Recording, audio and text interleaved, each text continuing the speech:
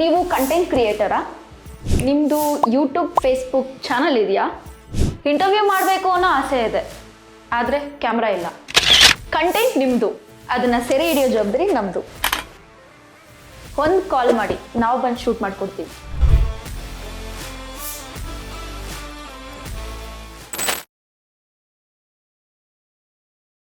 ಇದು ಯಾವ ನನ್ನ ಒಂದು ಪಿಕ್ಚರ್ ಅಂದ್ಬಿಟ್ರೆ ಮತ್ತದೇ ಮತ್ತೆ ಇವಾಗ ಯಾವ ಅರ್ಥ ಆಗುತ್ತೆ. ಇದು ಒಂದು ಸಿನಿಮಾನ ಸ್ಟಾರ್ಟಿಂಗ್ ಇಂದ ಹಿಡಿದು ಎಂಡಿಂಗ್ ವರ್ಗು ಈಗೇನೋ ಆಗುತ್ತೆ ಅಂತ ನೋಡಿ ನೋಡಿ ನೋಡಿ ನೋಡಿ ನಮ್ಗೆ ತಲೆನೇ ಕೆಟ್ಟೋಯ್ತು. ಏನೂ ಇಲ್ಲ, ಅರ್ಥನೇ ಆಗ್ತಿಲ್ಲ ಗುರು ಸಿನಿಮಾ. ಸ್ಟಾರ್ಟಿಂಗ್ ಎಲ್ಲ ಟೈಟ್ಲ್ ಕಾರ್ಡಲ್ಲಿ ಆದ್ಮೇಲೆ ಒಂದು ಲೈನ್ ಹೇಳ್ತಾರಲ್ಲ, ಆಗ್ಲೇ ಅನ್ಕಂಡೆ ಈ ದಡ್ಡನ ಮಕ್ಕಳೆಲ್ಲ ಕೂತ್ಕೊಂಡು ಪಿಕ್ಚರ್ ನೋಡ್ರಿ, ಬುದ್ಧಿವಂತರಲ್ಲ ನೀವು ಬುದ್ಧಿವಂತ ಆಗಿದ್ರೆ ಎದೋಗ್ಬಿಡ್ರಿ ಅಂತ. ನಾನು ಆಗ್ಲೇ ಎದೋಗ್ಬಿಡ ಅಂತ ಅನ್ಕೊಂಡೆ, ಹಿಂಗೆ ಏನೋ ಇರುತ್ತೆ ಅಂತ ಹೇಳ್ಬಿಟ್ಟು. ಆದ್ರೂ ಕೂಡ ಓಕೆ ದಡ್ಡ ಅನ್ಕೊಂಡ್ರು ಪರವಾಗಿಲ್ಲ, ಪಿಕ್ಚರ್ ನೋಡೇ ಬಿಡೋಣ ಅನ್ಕೊಂಡು ಪಿಕ್ಚರ್ ಪೂರ್ತಿ ನೋಡಿದ್ರೆ ಹಿಂಗ ತಲೆಗೆ ತಲೆ ಚಚ್ಕೊಂಡ್ ಬಂದಿದ್ದೀನಿ ಗುರು. ಥಿಯೇಟ್ರಿಂದ ತಲೆ ಚಚ್ಕೊಂಡ್ ಬಂದಿದ್ದೀನಿ. ಏನಪ್ಪ ನನ್ಗೇನ್ ಹೇಳ್ಬೇಕು ಅಂತಾನೆ ಗೊತ್ತಾಗ್ತಿಲ್ಲ. ಹೋಗತ್ಲಾಗೆ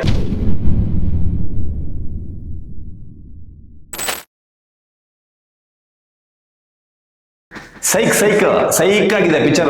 ಫೋಕಸ್ ಮಾಡಿ ನೋಡಿದ್ರೆ ಮಾತ್ರ ಗೊತ್ತಾಗೋದು. ಫೋಕಸ್ ಮಾಡಿ ನೋಡ್ಲಿಲ್ವಾ ಸಿನಿಮಾಗೆ ಹೋಗ್ಬಿಡಿ. ದಡ್ಡನ್ ಮಕ್ಳು ಮಾತ್ರ ಪಿಕ್ಚರ್ ನೋಡ್ರಿ, ಬುದ್ಧಿವಂತ ಎದ್ದೋಗ್ರಿ ಅಂತ ಹೇಳೋರೆ. ಈ ಪ್ರಪಂಚದಲ್ಲಿ ಯಾವನು ಬುದ್ಧಿವಂತರಲ್ಲ. ಬುದ್ಧಿವಂತ ಆದವ್ರು ಯಾರು ಪಿಕ್ಚರ್ ನೋಡಲ್ಲ, ದಡ್ಡನ್ ಮಕ್ಳಾದವ್ರು ನೋಡ್ಬಿಟ್ಟು ಬುದ್ಧಿವಂತರಾಗ್ತಾರೆ. ಗುರು ಏನ್ ಅರ್ಥ ಆಯ್ತು ಅಂತ ಕೇಳ್ದ ನನಗೆ. ಬಂದ್ ಪಿಕ್ಚರ್ ನೋಡೋ, ಎಲ್ಲ ನಾನು ಇಲ್ಲೇ ಹೇಳ್ಬಿಟ್ರೆ ನಿನಗೇನು ಅರ್ಥ ಆಗುತ್ತೆ? ನಿನಗೇನು ಅರ್ಥ ಆಗಲ್ಲ. ಬಂದ್ ಪಿಕ್ಚರ್ ನೋಡೋದು ತಾನೇ ಅರ್ಥ ಆಗೋದು. ಪಿಕ್ಚರ್ ನೋಡಿಲ್ಲ ಅಂತಂದ್ರೆ ನಿನ್ಗೇನು ಅರ್ಥ ಆಗಲ್ಲ. ಈ ಪಿಕ್ಚರ್ ನ ನೋಡಿ ನೀನು ಅರ್ಥ ಮಾಡ್ಕೊಂಡಿಲ್ಲ ಅಂತಂದ್ರೆ ನಿನ್ನಂತ ದಡ್ಡನ್ ಮಗ ಇನ್ನೊಬ್ಬ ಇಲ್ಲ. ಈ ಒಂದ್ಸರಿ ನೋಡಿದ್ಕೆ ಇಷ್ಟ ಅರ್ಥ ಆಗತ್ತೆ, ಇನ್ನೊಂದ್ಸರಿ ನೋಡಿದ್ರೆ ಎಷ್ಟು ಅರ್ಥ ಆಗ್ಬೇಡ, ಮತ್ತೊಂದ್ಸರಿ ನೋಡ್ತೀನಿ ಅವಾಗ ಇನ್ನೆಷ್ಟು ಅರ್ಥ ಆಗುತ್ತೆ. ನೀನ್ ಇಲ್ಲೇ ಇದ್ರೆ ಬಂದ್ಬಿಟ್ಟು ನೀನ್ ನಿಂತ್ಕೊಂಡ್ರು ನಾ ಬಂದ್ ರಿವ್ಯೂ ಕೊಡ್ತೀನಿ. ತಲೆಗೆ ನಜ್ಜಿ ಹೆಂಗಂದ್ರೆ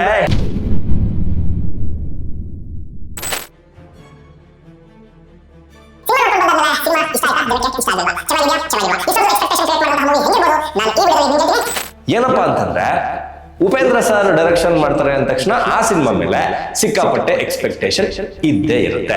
ಟೈಟಲ್ ಕಾರ್ಡ್ ಇಂದ ಹಿಡಿದು ಎಂಡಲ್ಲಿ ಮತ್ತೊಂದ್ಸಲಿ UI ಅಂದ್ರೆ ನಾಮ ಅಂತ ಕೂಡ ಹೇಳ್ಬೋದು, ಏನಾದ್ರೂ ಹೇಳ್ಬೋದು. UI title card end card ಬರೋವರೆಗೂ ಕೂಡ ಈ ಸಿನಿಮಾ ಅದ್ಭುತವಾಗಿ ಮೂಡಿ ಬಂದಿದೆ. ನಾವು ಆಲ್ರೆಡಿ ವಾರ್ನರ್ ಟೀಸರ್ ಅನ್ನ ಏನ್ ನೋಡಿದ್ವಿ, ಆ ವಾರ್ನರ್ ಟೀಸರ್ ಅಲ್ಲಿ ಹೇಳಿದ್ದಂತಹ ಅಷ್ಟು ಅಂಶಗಳನ್ನ ಡಿಸೈನ್ ಆಗಿ ಈ ಚಿತ್ರದಲ್ಲಿ ಹೇಳಿದ್ದಾರೆ. ಇಡೀ ವರ್ಲ್ಡ್ ಸಿನಿಮಾ ಇಂಡಸ್ಟ್ರಿನಲ್ಲಿ ಉಪಿ ಸರ್ ತರ ಆಡಿಯನ್ಸ್ಗೆ ಬೈದು ಸಿನಿಮಾನ ತೋರಿಸೋ ಯಾರಾದ್ರೂ ಒಬ್ಬ ಡೈರೆಕ್ಟರ್ ಇದ್ರೆ ಆ director one and only real star super star Upendra ಅವ್ರು ಮಾತ್ರ. ಏನೂ ಅರ್ಥ ಆಗಲ್ಲ, ನಿಜ. ಏನಂದ್ರೆ ಏನು ಅರ್ಥ ಆಗಲ್ಲ. ನಾವು ಹಿಂದೆ ಸಾಕಷ್ಟು ಸಿನಿಮಾಗೆ ರಿವ್ಯೂಗಳನ್ನ ಕೊಟ್ಟಿರ್ಬೋದು, ಆದ್ರೆ ಈ ಸಿನಿಮಾದ ರಿವ್ಯೂ ಇದೆಯಲ್ಲ, ಇದು ಏಯ್ ದಡ್ಡನ ಮಗಂದೆ ಹೋಗೋ.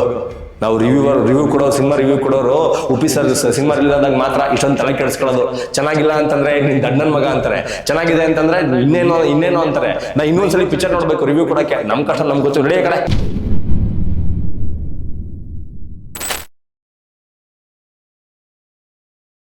ಹಾಯ್ ಎಲ್ರಿಗೂ ನಮಸ್ಕಾರ. ನೀವು ನೋಡ್ತಾ ಇದ್ದೀರಾ ನ್ಯೂಸ್ ಅಂಡ್ ಕರ್ನಾಟಕ. ನಾನು ನಿಮ್ಮ ಮಂಜು ಗೌಡ.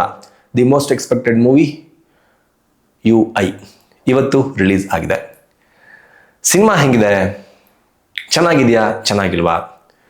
ನಿರ್ದೇಶನದಲ್ಲಿ ಉಪೇಂದ್ರ ಅವರು ಮತ್ತೊಂದ್ಸಲಿ ಗೆಲ್ಲಿಲ್ವಾ? ಪ್ರತಿ ಸಿನಿಮಾ ಆದ್ಮೇಲೆ ಕೂಡ ಅವರು ಕತೆ ಹೇಳುವಂತಹ ರೀತಿ ಜನರ ತಲೆಗೆ ಹುಳ ಬಿಡುವಂತಹ ಕೆಲಸನ ಮಾಡ್ತಾರೆ ಪ್ರತಿ ಸಿನಿಮಾದಲ್ಲೂ ಉಪೇಂದ್ರ ಅವರು ಅಂತ ಏನು ಹೇಳ್ತಾ ಇದ್ರು, ಅದು ಈ ಸಿನಿಮಾದಲ್ಲಿ ಕೂಡ ಕಂಟಿನ್ಯೂ ಆಗಿದೆಯಾ ಅನ್ನೋದು ಗೊತ್ತಾಗಬೇಕು ಅಂತಂದರೆ ನಿಜವಾಗ್ಲೂ UI ಸಿನಿಮಾನ ನೋಡಬೇಕು. ಸ್ಟಾರ್ಟಿಂಗ್ 10ರಿಂದ 15 ನಿಮಿಷ ಎ ಹಾಗೂ ಉಪೇಂದ್ರ ಸಿನಿಮಾನ ನೋಡಿದಾಗ ಒಬ್ಬ ಆಡಿಯನ್ ಆಗಿ ನಮಗೆ ಎಷ್ಟು ಥ್ರಿಲ್ ಸಿಗ್ತಾ ಇತ್ತು, ಎಷ್ಟು ಮಜಾ ಸಿಗ್ತಾ ಇತ್ತು, ಆ ಮಜಾನ ಅಂದರೆ ಎ ಹಾಗೂ ಉಪೇಂದ್ರ ಈ ಎರಡು ಸಿನಿಮಾನ ಮಾತ್ರ ನಾನು ಎಕ್ಸಾಂಪಲ್ ಆಗಿ ತಗೋತೀನಿ. ಈ ಎರಡು ಸಿನಿಮಾ ನೋಡಿದಾಗ ನಮಗೆ ಸಿಕ್ಕಂತಹ ಒಂದು ಮಜಾನ 10ರಿಂದ 15 ನಿಮಿಷ ನಿಜವಾಗ್ಲೂ UI ಸಿನಿಮಾದಲ್ಲಿ ಉಪೇಂದ್ರ ಅವರು ಕೊಟ್ಟಿದ್ದಾರೆ ಅಂತಲೇ ಹೇಳಬೇಕು. ಯಾಕಪ್ಪ ಅಂತ ಹೇಳಿದ್ರೆ ಉಪೇಂದ್ರ ಅವರು ಮೊದಲಿಂದ ಕೂಡ ಇಲ್ಲಿಯವರೆಗೂ ಈ ಸಿನಿಮಾದವರೆಗೂ ನಗ್ನ ಸತ್ಯಗಳನ್ನು ಹೇಳೋದ್ರಲ್ಲಿ ನಿಸ್ಸೀಮರು. ಅವರು ಆ ನಗ್ನ ಸತ್ಯ ಅಂದರೆ ನಮ್ಮ ಸೊಸೈಟಿನಲ್ಲಿ ಸುತ್ತಮುತ್ತ ನಡೀತಾ ಇರುವಂತಹ ನಗ್ನ ಸತ್ಯಗಳನ್ನು ಅವರ ಶೈಲಿಯಲ್ಲಿ ಹೇಳೋದಿದೆಯಲ್ಲ, ಅದನ್ನು ನೋಡೋದಕ್ಕೆ ಸ್ಕ್ರೀನ್ ಮೇಲೆ ನೆಕ್ಸ್ಟ್ ಲೆವೆಲ್ಲಿಗಿರುತ್ತೆ. ತುಂಬ ಮಜಾ ಕೊಡುತ್ತೆ. ಆ ನಗ್ನ ಸತ್ಯಗಳನ್ನು 10ರಿಂದ 15 ನಿಮಿಷ ಸಿನಿಮಾದಲ್ಲಿ ಹೇಳಿದ್ದಾರೆ. ಅದು ನೆಕ್ಸ್ಟ್ ಲೆವೆಲಿಗೆ ಹೇಳಿದ್ದಾರೆ. ಅದಾದ ನಂತರ ಅಗೇನ್ ಒಂದಷ್ಟು ಸಿನಿಮಾಗಳಿಂದ ಹಿಂದಿನ ಒಂದಷ್ಟು ಸಿನಿಮಾಗಳಿಂದ ಉಪಿ 2 ಆಗಿರ್ಬೋದು, ಸೂಪರ್ ಆಗಿರ್ಬೋದು, ಈ ಎಲ್ಲ ಸಿನಿಮಾಗಳಲ್ಲೂ ಕೂಡ ಸೊಸೈಟಿನ ತಿದ್ದುವಂತಹ ಕೆಲಸ. ಅಂದರೆ ಪೊಲಿಟಿಕಲಿ ನಾವು ಹೇಗಿದ್ದೀವಿ, ಹೇಗಿರಬೇಕು, ಏನು ಮಾಡ್ತಾ ಇದ್ದೀವಿ, ಏನು ಮಾಡಬೇಕು, ನಮಗೆ ಗೊತ್ತಿರೋದೇನು, ನಾವು ಮಾಡ್ತಾ ಇರೋದೇನು, ಪೊಲಿಟಿಷಿಯನ್ಸ್ ಮಾಡಬೇಕಾಗಿರೋದೇನು, ಮಾಡ್ತಾ ಇರೋದೇನು, ಹೀಗೆ ಈ ಎಲ್ಲ ಆಯಾಮಗಳಲ್ಲೂ ಜನರಿಗೆ ಒಂದಷ್ಟು ಬುದ್ಧಿಯನ್ನು ಹೇಳುವಂತಹ ಕೆಲಸವನ್ನು ಈ ಬುದ್ಧಿವಂತ ಮಾಡಿಕೊಂಡೇ ಬಂದಿದ್ದಾರೆ.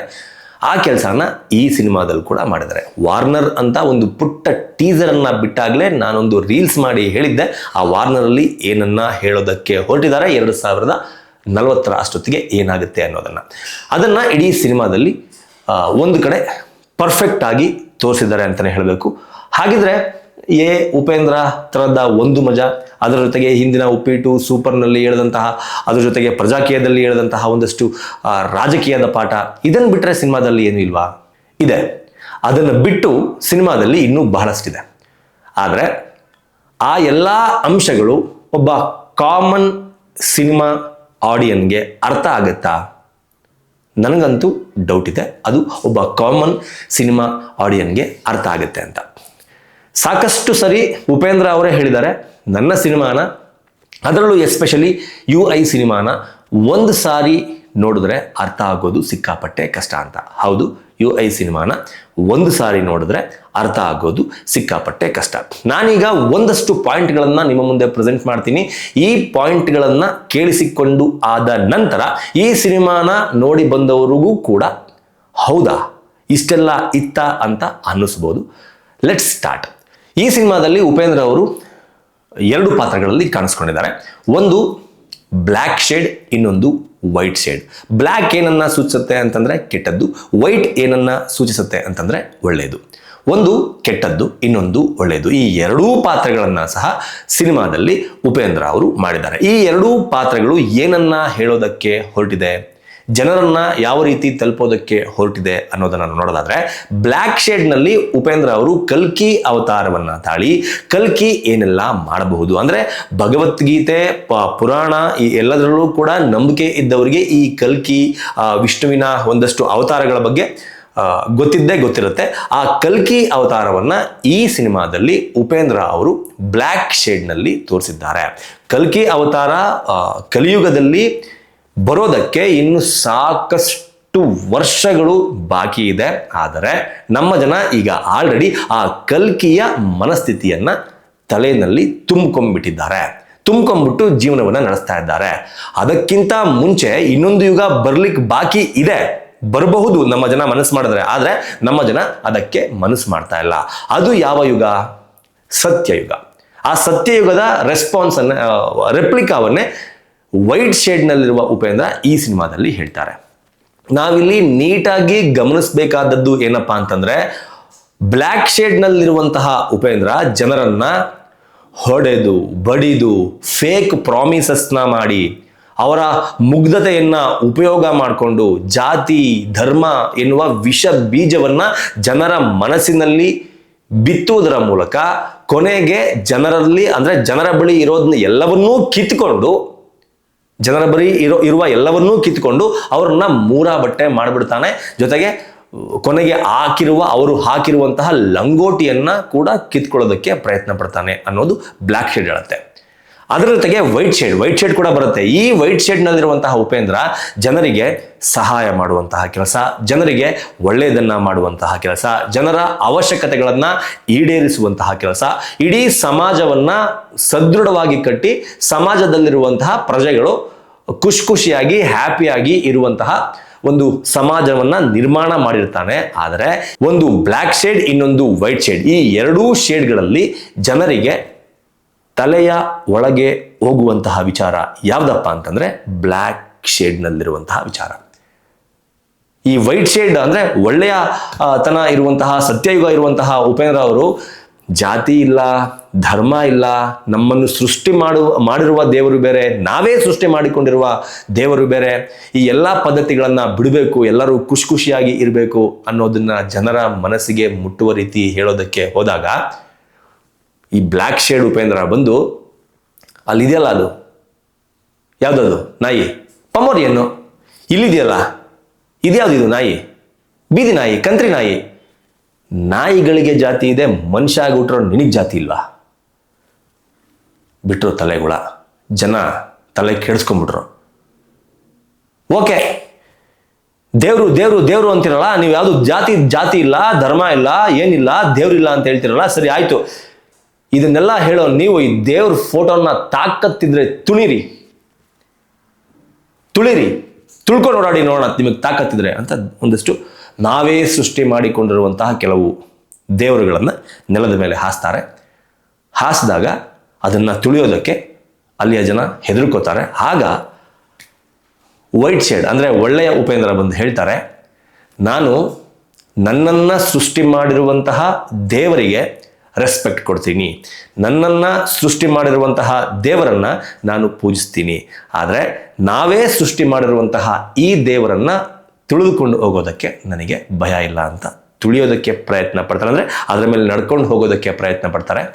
ಆಗ ಜನಗಳಿಗೆ ಅರ್ಥ ಆಗೋದು, ಸತ್ಯಯುಗದಲ್ಲಿ ಬಂದಂತಹ ಉಪೇಂದ್ರ ಅಥವಾ ಒಳ್ಳೆಯ ಉಪೇಂದ್ರ ಹೇಳಿದ್ದಕ್ಕಿಂತ ಬ್ಲ್ಯಾಕ್ ಶೇಡ್ನಲ್ಲಿ ಬರುವಂತಹ ಉಪೇಂದ್ರ ಅಂದರೆ ಕಲ್ಕಿ ಅವತಾರದಲ್ಲಿ ಬರುವಂತಹ ಉಪೇಂದ್ರ ಹೇಳಿದ ಜಾತಿ, ಧರ್ಮ, ಉಪಜಾತಿ, ಮೇಲು ಕೀಳು ಇದೇ ದೊಡ್ಡದು ಅಂತ ಅನಿಸಿ ಒಳ್ಳೆಯದನ್ನು ಸಾಯಿಸಿ ಕೆಟ್ಟದ್ರ ಕಡೆ ಬರ್ತಾರೆ. ಇನ್ನು ಯಾವಾಗ ನಮ್ಮ ಜನ ಸರಿ ಹೋಗೋದು? ನೀವೇನು ಮಾಡ್ತಿದ್ದೀರಾ ನಿಮಗೆ ಗೊತ್ತಿದೆ, ಆದರೆ ಗೊತ್ತಿದ್ದು ಮಾಡ್ತಿದ್ದೀರಾ. ಸೊಸೈಟಿನಲ್ಲಿ ಏನು ನಡೀತಾ ಇದೆ ನಿಮಗೆ ಗೊತ್ತಿದ್ದು ಮಾಡ್ತಿದ್ದೀರಾ. ಸ್ವಲ್ಪ ಫೋಕಸ್ಡ್ ಆಗಿ ಯೋಚನೆ ಮಾಡಿ ನಿಮ್ಮ ತಲೆಗೆ ಸ್ವಲ್ಪ ಕೆಲಸ ಕೊಟ್ಟರೆ ಈ ಸೊಸೈಟಿನ ಆದಷ್ಟು ಬೇಗ ಚೇಂಜ್ ಮಾಡಬಹುದು. ಕಲ್ಕಿ ಅವತಾರ ಎತ್ತೋವರೆಗೂ ಕಾಯೋದು ಬೇಡ ಅನ್ನೋದನ್ನು ಈ ಸಿನಿಮಾದಲ್ಲಿ ಹೇಳಿದ್ದಾರೆ. ಈ ಆ್ಯಂಗಲ್ನಲ್ಲಿ ಯಾರೆಲ್ಲ ಸಿನಿಮಾ ನೋಡಿದ್ರಿ? ಒಂದೊಂದು ಪಾತ್ರಕ್ಕೂ ಕೂಡ ಅಲ್ಲಿ ತುಂಬ ಇಂಪಾರ್ಟೆನ್ಸ್ ಇದೆ. ಆದರೆ ಇದು ಪುರಾಣ, ಕಲ್ಕಿ, ವಿಷ್ಣುವಿನ ಅವತಾರಗಳು, ಸತ್ಯಯುಗ ಇದೆಲ್ಲ ಗೊತ್ತಿರುವವರಿಗೆ ಮಾತ್ರ ಅರ್ಥ ಆಗುತ್ತೆ. ಏನೂ ಗೊತ್ತಿಲ್ಲದೆ ಇರುವಂತಹ ಸಾಮಾನ್ಯ ಆಡಿಯನ್ಸ್ಗೆ ಅರ್ಥ ಆಗಲ್ಲ ಅನ್ನೋದೇ ನನ್ನ ಈ ರಿವ್ಯೂನ ತಾತ್ಪರ್ಯ. ನಿಮ್ಗೇನನ್ಸುತ್ತೆ ಈ ರಿವ್ಯೂನ ಕೇಳಿದಾಗ ಅಥವಾ ಈ ರಿವ್ಯೂನ ನೋಡಿದಾಗ? ಅದರ ಜೊತೆಗೆ ಸಿನಿಮಾನ ನೋಡಿರ್ತೀರ ಕೂಡ ಸಾಕಷ್ಟು ಜನ, ಈ ರಿವ್ಯೂ ನೋಡೋರು. ನಿಮ್ಗೆ ಏನನ್ಸುತ್ತೆ ಅನ್ನೋದನ್ನ ಹಾನೆಸ್ಟ್ ಆಗಿ ಕಮೆಂಟ್ ಬಾಕ್ಸ್ ಮೂಲಕ ತಿಳಿಸಿ ಅಂತ ಕೇಳ್ಕೊತಾ ಈ ವಿಡಿಯೋನ ಅಲ್ಲ ಮಂಜು ಸಿನಿಮಾ ಹೆಂಗಿದೆ, ಈ ಬಡಿ ಮಗ ಏನು ಹೇಳಿಲ್ವಲ್ಲ, ಚೆನ್ನಾಗಿದೆಯೋ ಚೆನ್ನಾಗಿಲ್ವೋ, ನಾವು ಹೋಗ್ಬೇಕೋ ಬೇಡವೋ, ಪ್ರತಿ ಸಿನಿಮಾಗೂ ಪೈಸಾ ವಸೂಲ್ ಅಂತ ಹೇಳ್ತಾ ಇದ್ದ, ಈ ಸಿನಿಮಾಗೆ ಏನು ಹೇಳಿಲ್ವಲ್ಲ ಅಂತ ಯಾರಾದ್ರೂ ತಲೆನಲ್ಲಿ ಡೌಟ್ ಇಟ್ಕೊಂಡು ಕಮೆಂಟ್ ಮಾಡಕ್ ಬಂದ್ರೆ ಅಂಥವ್ರಿಗೆ ನಾನು ಕೊಡೋದು ಒಂದೇ ಉತ್ತರ. ಏನ್ ಗೊತ್ತಾ?